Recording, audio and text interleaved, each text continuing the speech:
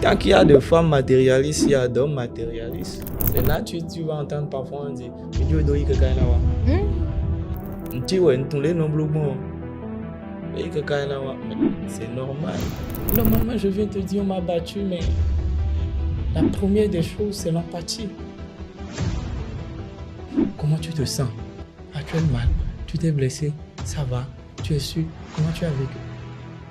C'est accepter d'abord la nouvelle avant de chercher la raison. Parce que moi, je dis un truc. Je dirais à ma fille, la première fois qu'il te bat sera la dernière fois qu'il te voit.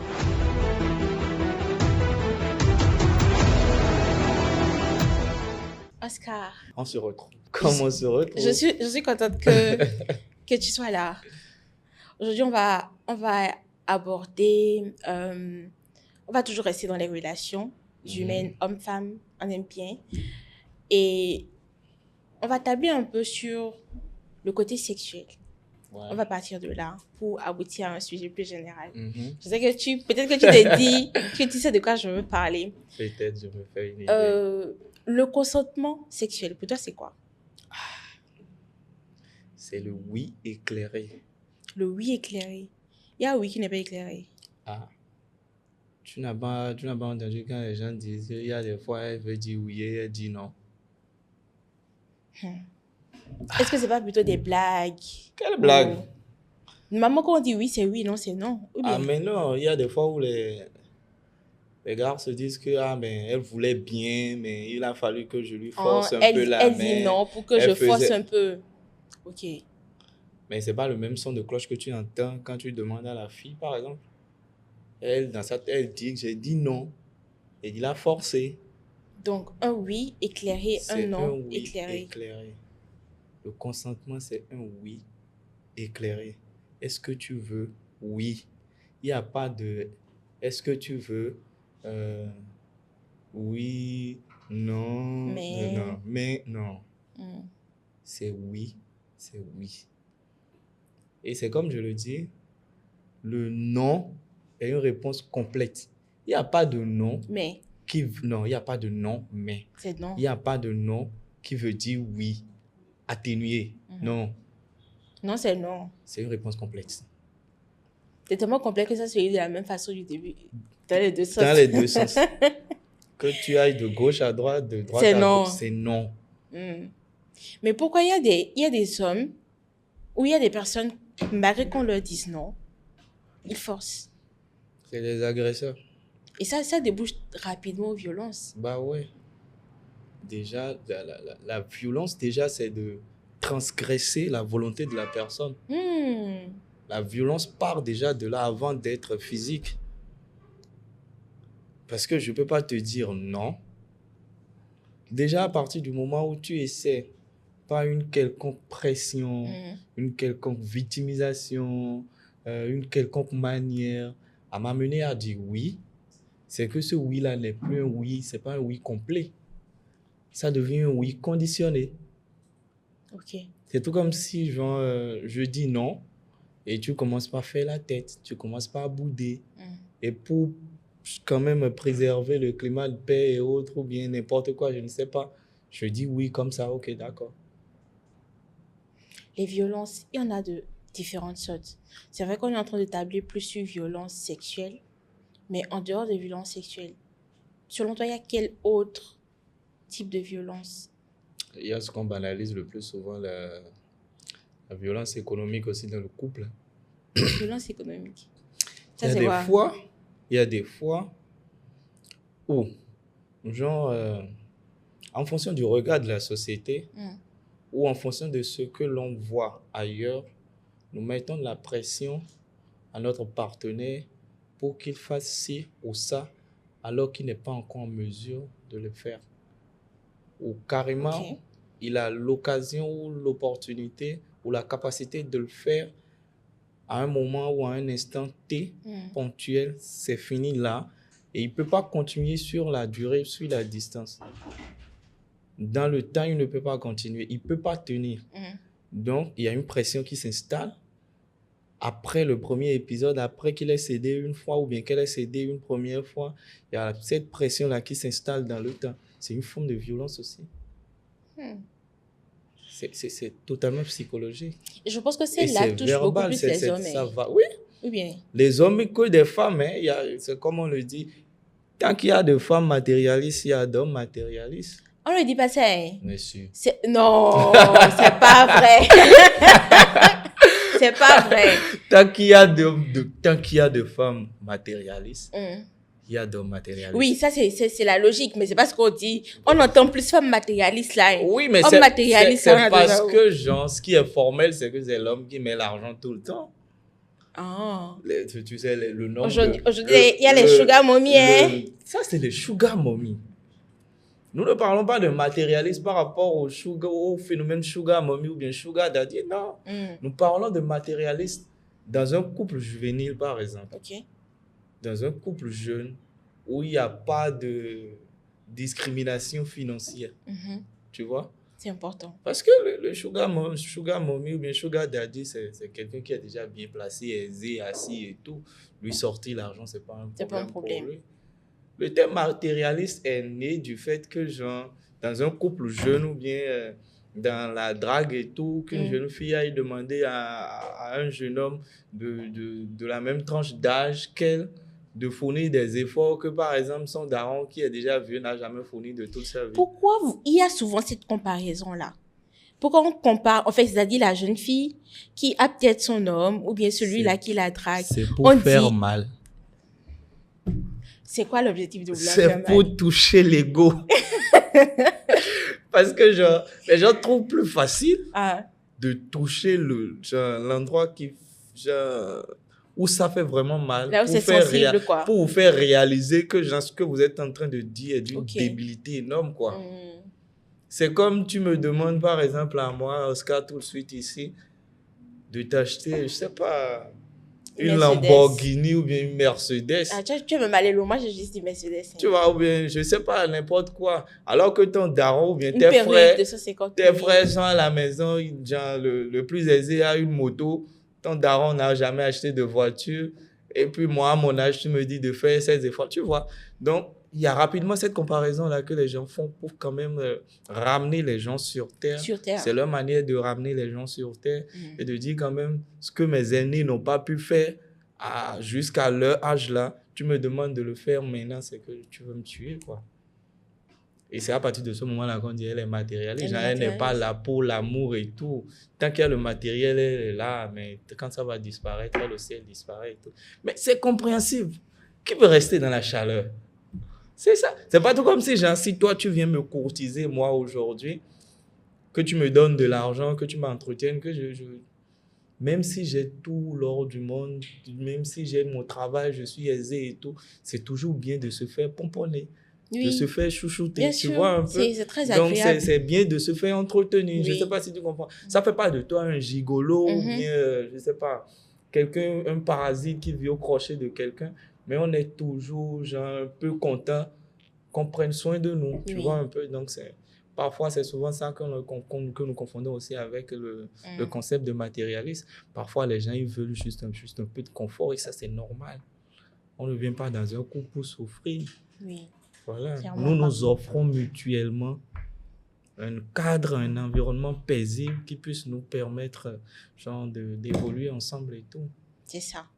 Mais c'est souvent quand la demande ne correspond pas au cadre, au contexte, à ce qui est.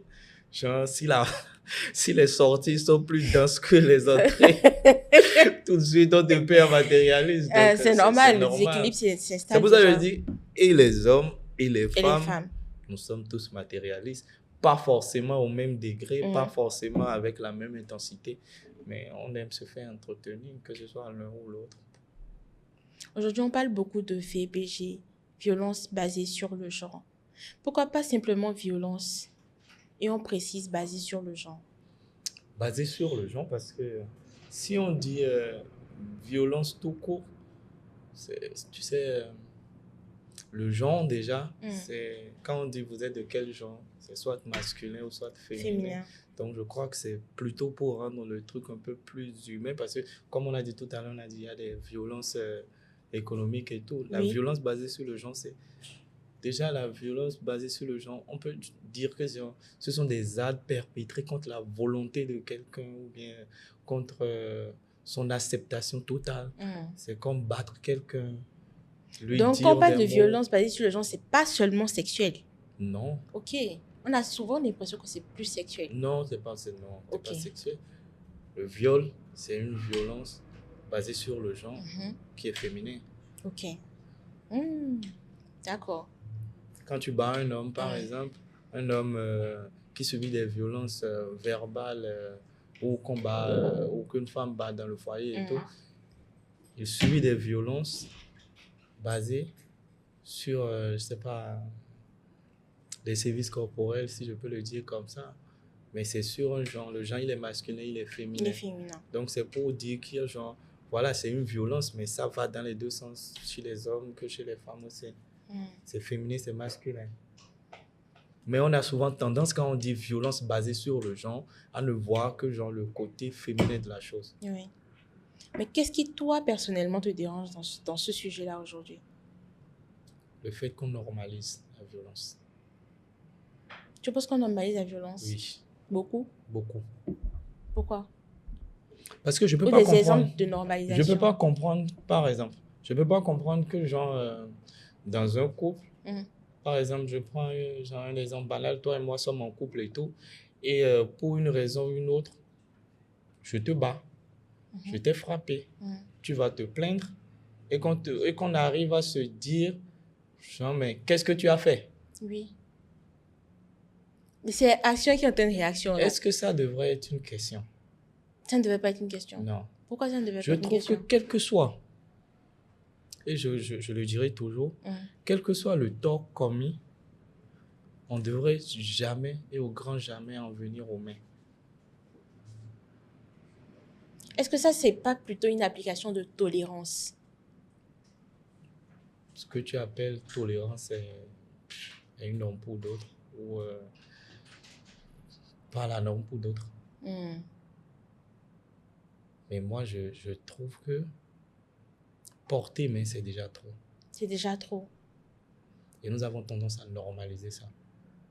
Déjà, quand une femme porte main à un homme, on n'en parle même pas. On n'en parle même pas parce que c'est humiliant, c'est déshonorant, ça touche à ta dignité et tout. On n'en parle pas. Quand un homme porte main à une femme, on trouve que forcément c'est qu'elle a fait quelque chose qui mérite qu'on la frappe. Mais qu'est-ce qui mérite qu'on frappe une femme? On est d'accord, les femmes, elles sont tout le temps hormonales. Elles ont la facilité d'être provocatrices. Elles ont la facilité de dire des choses qu'elles ne pensent même pas. Est-ce que tu penses que les hommes savent ça? Elles ont la force dans la bouche, mais nous, on a la force dans le bras. Les femmes ont la force dans la bouche. Tu sais, les hommes aujourd'hui, un homme qu'une femme bat n'a pas forcément peur de rendre le coup. Il a juste peur de se retrouver en prison. Ah oui? Parce que s'il faut rendre le coup, il peut te tuer. S'il faut rendre le coup, il peut te tuer. Il a plutôt peur de se retrouver en prison ou il a plutôt peur du jugement de la société. Normalement, ça devait être pareil même pour les hommes. Un homme qui porte main à une femme, moi je trouve ça intolérant. Et je ne pourrais dans aucun cas tolérer, quelle que soit la raison. Parce que même aujourd'hui, quand nous parlons de droits de femmes, de ce que le féminisme réclame, le féminisme ne réclame pas l'égalité avec l'homme. Le féminisme réclame plutôt, selon moi, l'équité. C'est quoi la différence? Être traité de la même manière. Quel que soit Alpha, la femme ne sera jamais l'égale de l'homme. Là où nous, on est en train de soulever un paquet de ciment, en général, il n'y a pas de femme qui puisse soulever un paquet de ciment. Le rapport de force ne sera jamais pareil. Ok. Mais elles veulent être traitées de manière équitable, avec les mêmes droits. Nous avons les mêmes compétences. C'est tout comme si, genre, nous allons en société, j'ai le même diplôme que toi. Oui. Tu es une femme, je suis un homme, mais je voudrais que nous soyons traités, que nous partons, que la sélection, pas de la compétence et non du genre. Mais si je dois tabler sur ça, de la même manière que tu as dit que le rapport de force n'est pas le même, est-ce que tu ne penses pas que quand on regarde l'homme, même en termes de diplôme, on se dit qu'il a forcément plus de compétences que la femme? On se dit. On se dit, c'est pas forcément vrai. Mais non. Mais non. Il y a des femmes super brillantes. Il y a des femmes qui ont des compétences que des hommes n'ont pas. Et dans le même domaine en plus. Hein. On peut avoir étudié la même chose, mais elle sera plus compétente que moi. Elle aura des aptitudes que je n'aurai pas forcément. Et souvent, c'est ce qui fait la différence quand on va en société, en entreprise, pardon. On a le même diplôme, mais il y a des aptitudes de ces aptitudes qui nous diffèrent. Mais parfois, ce que nous constatons, c'est que parfois, même avec ces aptitudes-là, on a plus de facilité à rapidement prendre les hommes et tout. Il y a cette inégalité dans le monde du travail. Un peu plus de facilité chez les hommes. Ou carrément, même s'il faut employer une femme, c'est que genre, voilà, il y a quand même un petit truc derrière avec laquelle elle n'est pas d'accord. Genre, c'est pas tout comme si on l'emploie sur base de compétences. Je ne sais pas si tu comprends. Oui. On ne te prend pas tout de suite parce que tu es compétent, mais parce que, bon, on voit ce qu'on peut gagner en t'employant autrement. Je ne sais pas si tu comprends un peu. Ok.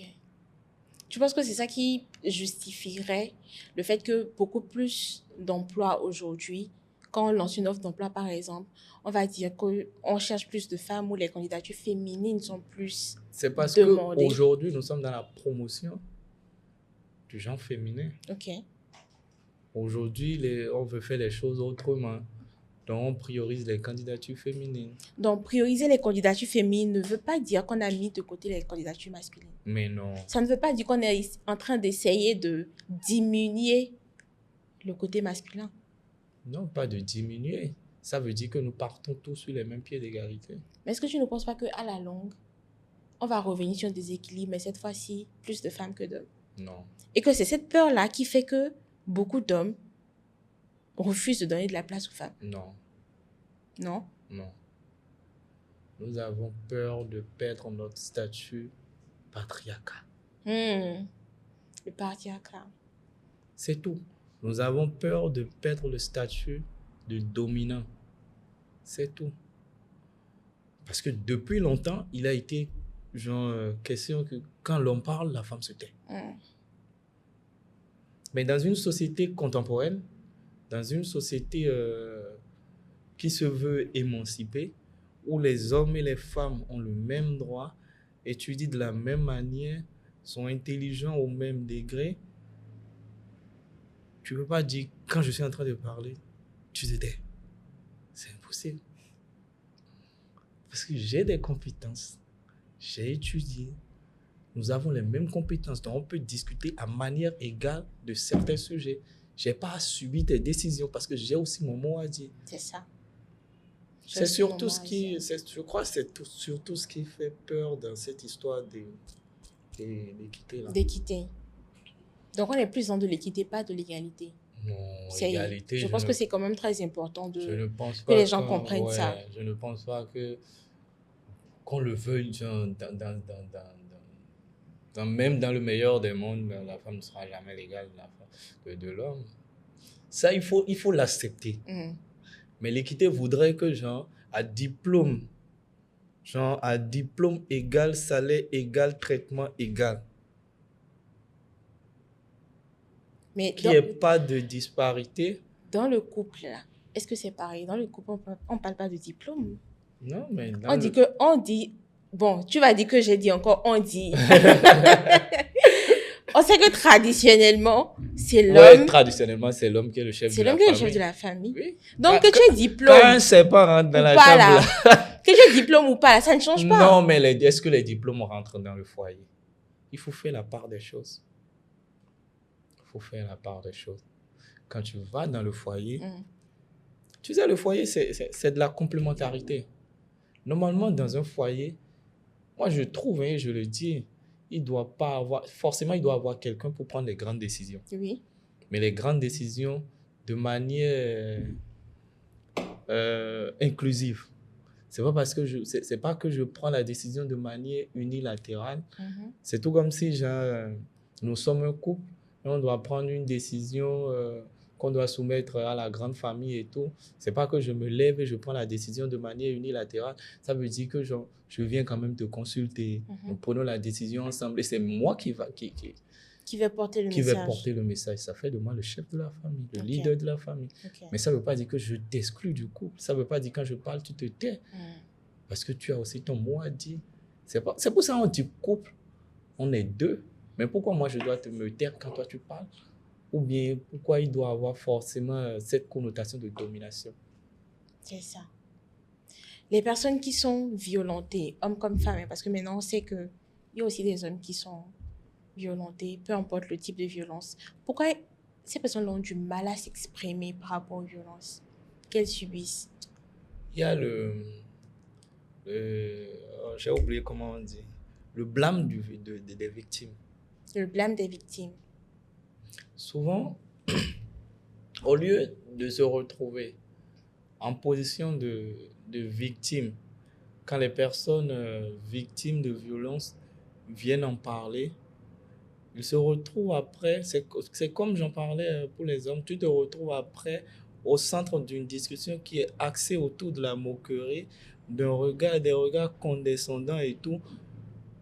Au lieu qu'on s'apitoie, bon pas s'apitoyer, au lieu qu'on s'intéresse à toi, la victime, on se demande, mais pourquoi tu as à quel moment tu as laissé ça arriver jusque-là?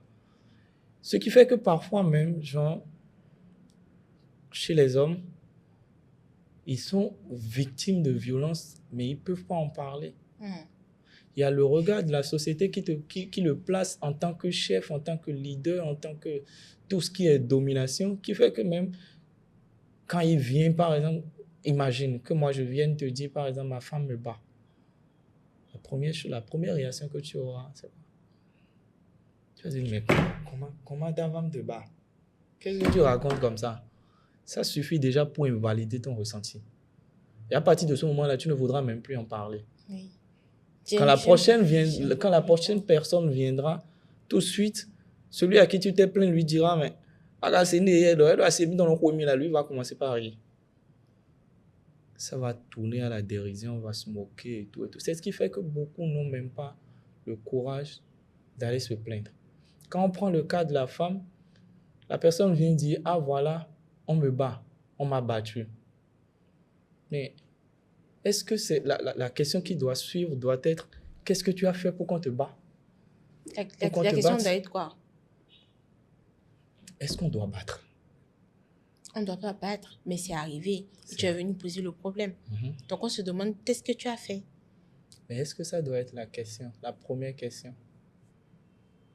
Pourquoi ça ne peut pas être la première question? Parce que la victime de la violence devient dans un état de vulnérabilité. La première question, normalement, c'est de comment tu vas, comment tu te sens. Comment tu vas, comment tu te sens, comment tu as vécu la situation. Parce que lui demander tout de suite, qu'est-ce que tu as fait pour qu'on t'a battu? C'est tout comme si, donne-moi la raison de pourquoi, Je devrais te croire. Voilà. Est-ce que ce que tu dis est légitime? Comme tu disais, invalider son ressenti. Voilà. Mais normalement, je viens te dire, on m'a battu, mais la première des choses, c'est l'empathie. Comment tu te sens? Ah, tu as eu mal, tu t'es blessé, ça va, tu es sûr, comment tu as vécu? C'est accepter d'abord la nouvelle avant de chercher la raison. C'est ça. Et aujourd'hui encore, on bat les gens, tu vas te plaindre, on te dit où sont les preuves. Tout comme si quand on est en train de te battre, tu as pris ton téléphone pour... C'est une manière d'invalider la chose et de donner de la force à celui qui est violente. Parce qu'il sait que il ou elle sait que quand tu vas en parler, la société va invalider. S'il n'y a pas s'il n'y a pas de répression contre l'acte, à nous aller. Une personne qui subit des violences, quels peuvent être les impacts, les conséquences? Le manque de confiance en soi, l'estime en soi, l'anxiété, l'angoisse, la personne vit dans la peur. Il y a tellement de... L'environnement est totalement hostile. En dehors des séquelles physiques que la personne En dehors des peut séquelles avoir. physiques, il y a des stigmates que les gens portent. C'est comme les traumas infantiles que les gens traînent jusqu'à l'âge adulte. Parce qu'ils ont été longtemps, je ne sais pas, ils ont été longtemps sujets à des violences, à des sévices corporels ou bien à des violences verbales depuis le bas âge. Ah, toi, tu ne vas jamais réussir. Ah, toi, si. Ah, tu es trop gros. Il y a des choses... Il y a de ce type de phrases dont les gens n'ont jamais guéri jusqu'à grandir. Ce qui a fait qu'à la longue, ils n'ont pas confiance en eux. Ils n'ont pas d'estime de soi. Tu vas voir des gens qui s'automutilent, qui se disent que la mort est mieux. Ils préfèrent la mort et tout. Mais est-ce que c'est la personne même, c'est sa volonté qui parle ou bien c'est ce qu'elle subit qui parle? J'ai vu, il y a peut-être 2 semaines, une jeune femme qui a subi, je crois, un viol et qui a demandé à être euthanasiée, par exemple. Parce qu'elle n'arrivait plus à supporter. Je crois que j'ai vu passer aussi, et puis apparemment son père était contre. Parce que ce qu'on occulte aussi dans cette histoire, c'est le ressenti des personnes. C'est comment les personnes, c'est la perception de la personne, la perception d'elle-même après tout ce qu'elle a subi. Si je me dégoûte moi-même, si je n'arrive pas à me supporter, c'est pas les autres que je pourrais supporter. Je ne pourrais jamais supporter les autres. Un petit mot, une petite phrase suffit pour que la dépression s'installe encore plus.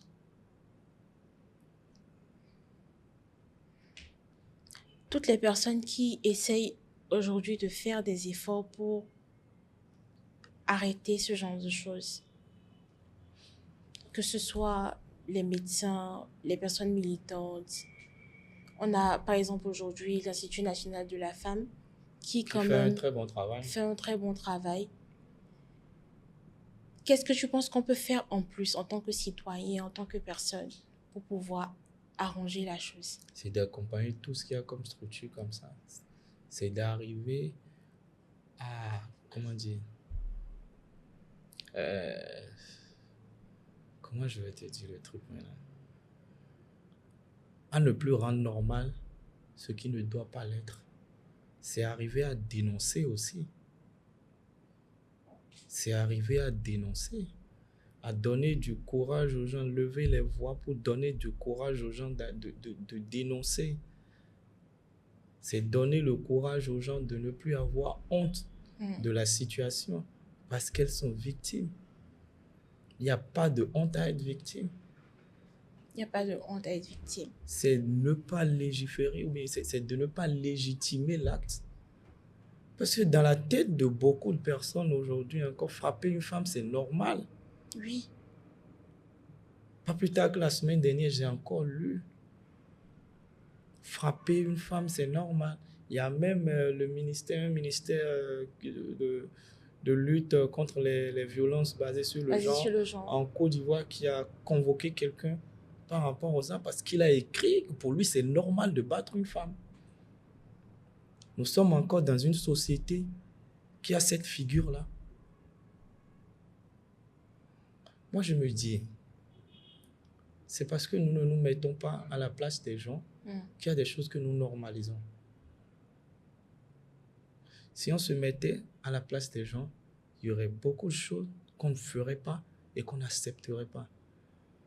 C'est quand la veillée mortuaire n'est pas dans ta maison que tu penses que c'est la fête chez le voisin. Moi, je le dis toujours, je suis appelé à avoir des filles. J'ai une sœur. Et si son mari ou bien son conjoint la bat, je ne vais pas demander la raison. Je vais d'abord le battre aussi. Je vais d'abord rendre le coup. Et puis après, on va discuter des raisons. encore qu'il n'y a aucune raison qui puisse pousser quelqu'un à lever la main sur l'autre. Il faut arriver à instaurer un climat où tout se règle par le dialogue.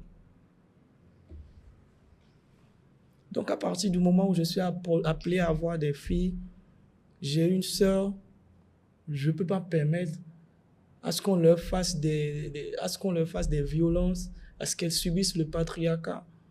De la même manière, je ne peux pas me permettre de le faire subir à quelqu'un d'autre.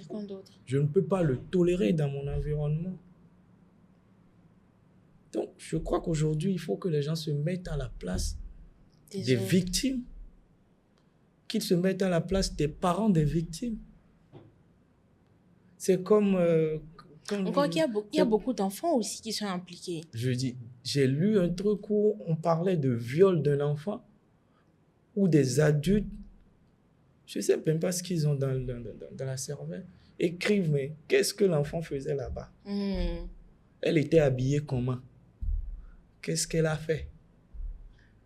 Est-ce que c'est des questions à se poser? C'est pour ça que je te disais, quand on bat quelqu'un qui vient te faire, qui vient se plaindre, est-ce que la première question doit être qu'est-ce que tu as fait? Qu'est-ce que tu as fait? Non. On est en train de parler de viol d'un enfant, mais vous trouvez la manière quand même de rendre ça, je ne sais pas, normal. C'est tout comme si c'est elle qui a provoqué son viol. Genre, si ça arrivait, c'est forcément qu'il y avait quelque chose. Donc, et c'est elle qui a provoqué. Qui a provoqué. Nous sommes dans une société aujourd'hui qui ne laisse plus les enfants être des enfants. Carrément pas. Un enfant qui s'habille, qui met un petit shirt ou bien un petit truc qui sort, mais qu'un adulte trouve quand même, je ne sais pas, porte quand même sur cet enfant un regard sexuel. Parce que l'enfant serait quand même habillé comme un enfant. Parce qu'on l'aurait habillé comme un enfant. Lui, dans sa tête déjà, voilà quoi. J'ai entendu beaucoup de femmes autour de moi dire on a assez éduqué la femme, on lui a assez appris à se tenir dans la vie. Il est temps que ça tourne vers les hommes. Et c'est ce qu'il faut. C'est comme je te disais dans une entrevue qu'on a eue, qu'il faut refaire l'éducation des hommes sur la responsabilité, la famille, comment se tenir. Parce qu'on a l'impression que quand on dit famille, pour l'homme, c'est apporter l'argent. Il apporte l'argent, c'est fini. On ne l'éduque que comme ça. C'est lui le chef de la famille. Quand il parle, tout le monde se tait. Mais c'est pas ça. C'est pas ça. Un vrai leader, quand il arrive, tout le monde est content. Un vrai leader, quand il arrive, tout le monde est content. On est content de voir. On doit refaire l'éducation des hommes sur le foyer, sur la famille, sur le couple, sur la gestion des crises. Tout ça est à refaire. Parce qu'il y a des choses que nous nous sommes octroyés comme droits qui normalement ne le sont pas. Nous nous octroyons des droits sur la vie d'autrui. Des droits sur la vie d'autrui. C'est très important de préciser ça. Nous nous octroyons des droits sur la vie d'autrui, ce qui ne devrait pas. La vie d'autrui ne nous appartient pas. Même si c'est notre conjoint, même si c'est votre conjoint, même si c'est votre enfant. Ce n'est pas parce que c'est votre conjoint que vous avez le droit de vie ou de mort sur la personne. Vous n'avez pas droit de vie ou de mort sur votre enfant. Mais beaucoup confondent. C'est comme quand ils payent, un gendre vient payer la dot. Tout de suite, il prend la femme comme sa propriété. Il l'a acheté, dit-il. Il peut en faire ce qu'il veut. Parce que c'est justement, dans sa tête, c'est que ses parents ont pris la dot. Il a fait l'échange. Ça lui appartient. Oui. Il peut en faire ce qu'il veut. Mais non, on n'a pas ce droit-là. C'est ce qui fait qu'aujourd'hui, quand des hommes battent des femmes, pour d'autres, c'est normal parce que c'est sa propriété. C'est sa femme. C'est sa femme. Elle lui appartient. Ça il en lui fait appartient. ce qu'il veut. Il en fait ce qu'il veut. Il bat sa femme. Toi, tu es qui pour lui faire des remontrances par rapport à ça? C'est sa femme, quoi. C'est sa femme, c'est sa chose. Et je pense que c'est cette mentalité-là aussi qui fait que même dans des foyers ou dans des cours où les voisins sont au courant, ils n'en parlent pas. Ils ne peuvent pas en parler. Parce qu'ils se disent ça ne nous concerne Ça pas. ne nous concerne pas. Et il y a aussi l'autre phénomène, genre, le phénomène où, genre, on te bat, tu es maltraité, tu es humilié, avec, je ne sais pas, un peu de chance, l'entourage se révolte, tu pars, mais tu reviens quand même dans le même environnement, on te bat et le même cycle recommence. Oui. À un moment donné, les gens se disent que, bah non, elle aime ça. Ou bien il aime ça. Oui, c'est sinon comme il ne ça, va pas revenir. C'est comme ça, ils se comprennent. J'ai eu une réaction comme ça hier, que j'ai vue. Mais c'est faux. C'est un cercle vicieux, ce truc-là. C'est parce que les gens... Est-ce que vous savez ce qu'on appelle la dépression? La dépendance affective. Une relation toxique. Des traumas infantiles. La psychose. La manipulation. Derrière le retour, il y a tout ça. Qu'on ne voit pas. Quelqu'un qui est dépendant affectif aura beau faire, vous aurez beau tout dire, il va revenir. Est-ce que c'est parce que genre, ça veut dire que genre, la personne aime qu'on la batte, qu'on lui fasse subir des sévices corporels, des sévices psychologiques? Mais non. Personne ne peut aimer ça en soi. Voilà. C'est l'environnement qui l'a conditionné à ça. Et dans sa tête, il ou elle ne peut qu'être heureux dans cet environnement-là. Parce que c'est ce qu'il a peut-être toujours vu, voilà, et tout ça. On l'a conditionné. Sa tête ne voit que comme ça. Il ou elle va, mais revient. C'est là que tu vas entendre parfois on dit « Mais Dieu doit y quelqu'un là-bas. » Mais c'est normal. La manipulation, le lavage de cerveau, l'environnement est conditionné pour que quand tu ailles caca, il y aura ce manque-là, tu vas revenir.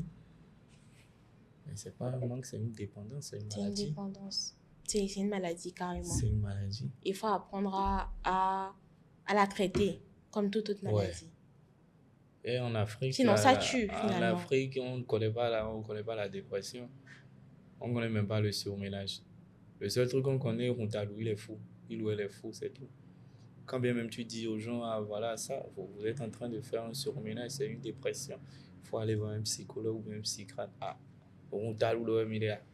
je suis fou ou bien je suis folle, tu comprends un peu? Donc il y a tellement de choses qu'il faut déconstruire aujourd'hui. Les responsabilités, le couple, les enfants, l'éducation. Et tout part du bas âge. C'est pour ça que je dis notre génération. Peut-être c'est mort même pour notre génération. Mais c'est la génération à venir à travers nos enfants qu'il faut refaire les choses. Combien d'entre nous vivons dans la psychose quand les week-ends, le daron est à la maison? Tu ne veux même pas croiser son visage. Quand il vient, tu passes à gauche. Parce qu'il avait le visage du chef. Il gouverne par la peur. C'est ça. Il gouverne par la terreur. Quand on dit Papa Diao, tout le monde fuit. Tout le monde fuit, tout le monde se range. Et c'est avec le modèle là on a grandi. Mais si on t'a pas dit qu'on peut faire autrement, tu vas reproduire le même schéma. Oui, parce que c'est normal pour toi. C'est normal pour toi. Si tu as vu ton père battre ta mère, c'est normal pour toi que tu battes ta femme. Et quand on va te dire qu'on ne fait pas ça, ça va te paraître, je ne sais pas, gauche, antisocial pour toi, parce que c'est ta norme.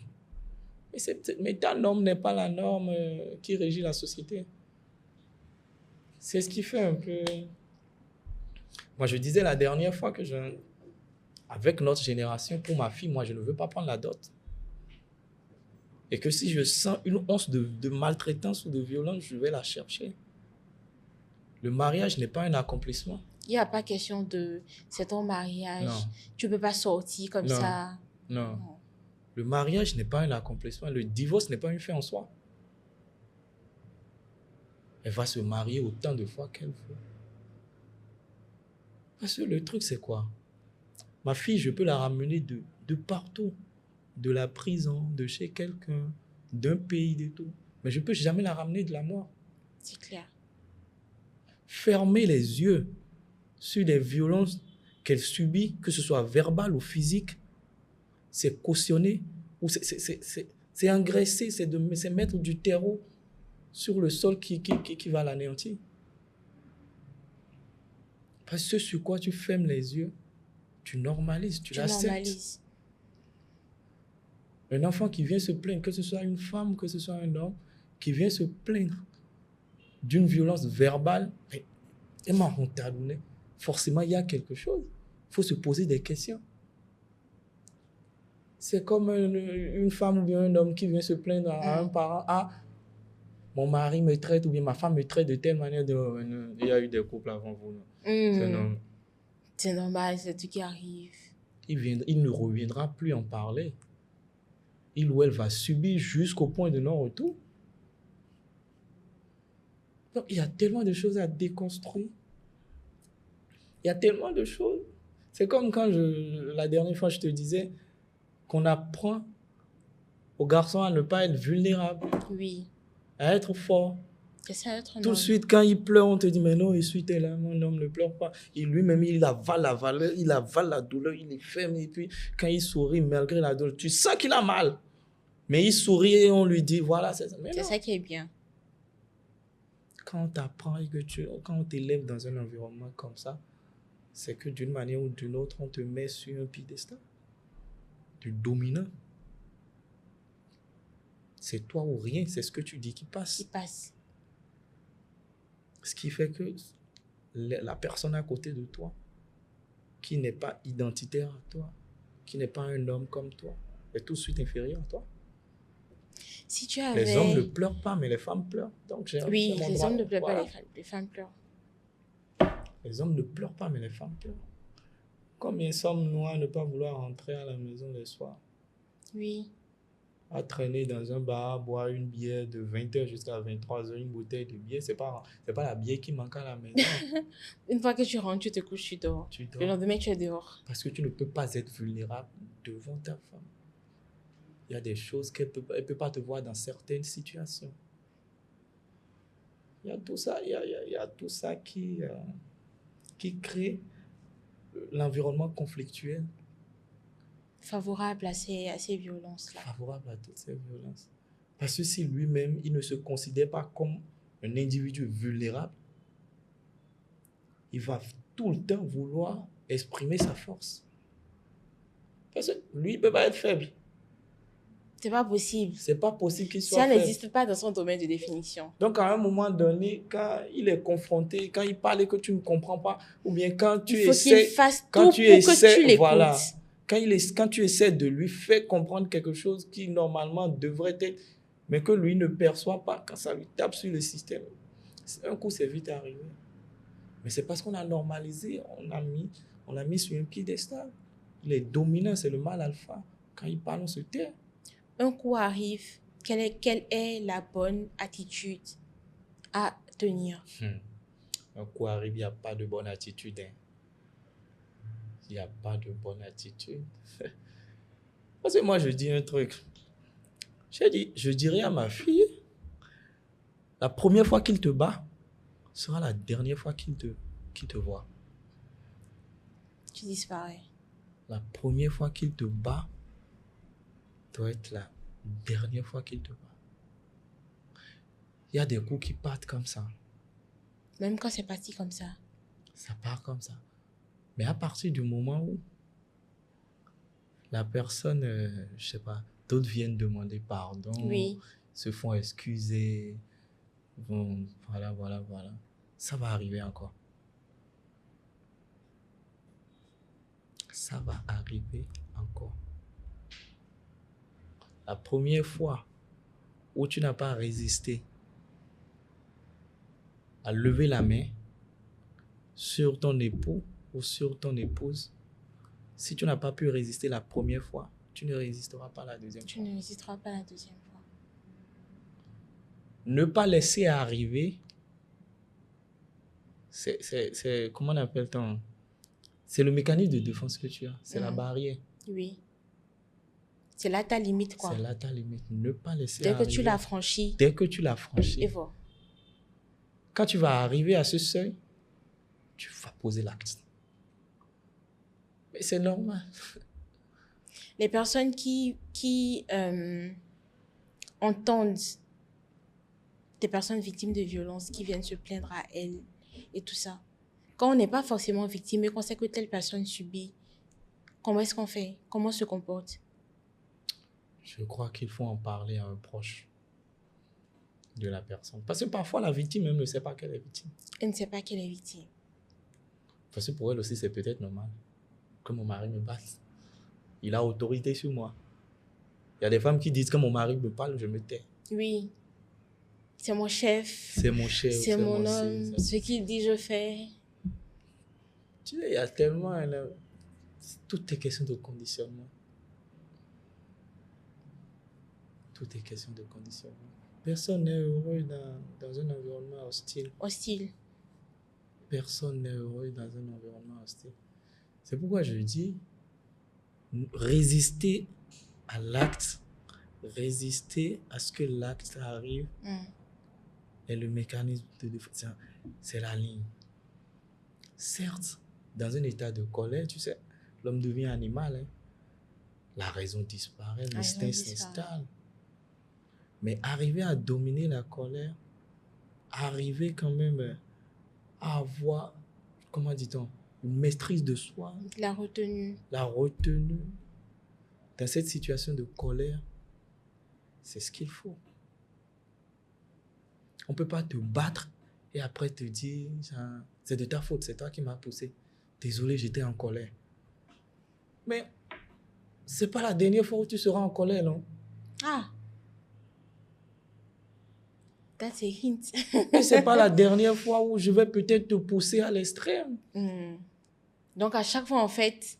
Donc, ça veut dire qu'à chaque fois, quand tu seras en colère, tu vas me battre. Ça veut dire que chaque fois, quand dans une discussion, on va se pousser à bout, tu vas me dire des méchancetés. C'est dommage peut-être qu'on va essayer de trouver d'autres personnes avec qui on va avoir une autre discussion, peut-être un live, pourquoi pas, et creuser un peu.